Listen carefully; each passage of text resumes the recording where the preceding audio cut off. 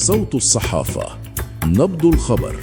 دافع المقربون من النجم الفرنسي كيليان مبابي لاعب ريال مدريد عنه في بيان رسمي بعد تعرضه لانتقادات حادة بسبب سفره إلى سردينيا أثناء فترة تعافيه من الإصابة، مؤكدين أن هذه الانتقادات تعتمد على تفسيرات مبالغ فيها ولا تعكس حقيقة التزام اللاعب اليومي وعمله الشاق من أجل مصلحة الفريق الملكي.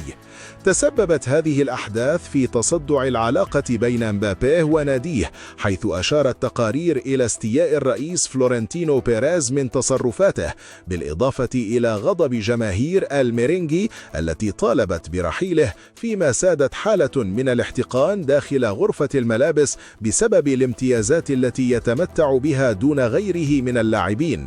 وتزايدت حدة الأزمة بعد ظهور مبابي غاضبا أثناء تبديله في مباراة بيتيس وبرود تعامله مع المدرب ألفارو أربيلو الذي رد بتصريحات حاسمة، مؤكدا أن ريال مدريد لا يبنى بالمظاهر بل باللاعبين الذين يبذلون الجهد والتضحية وتتعرق قمصانهم داخل الملعب.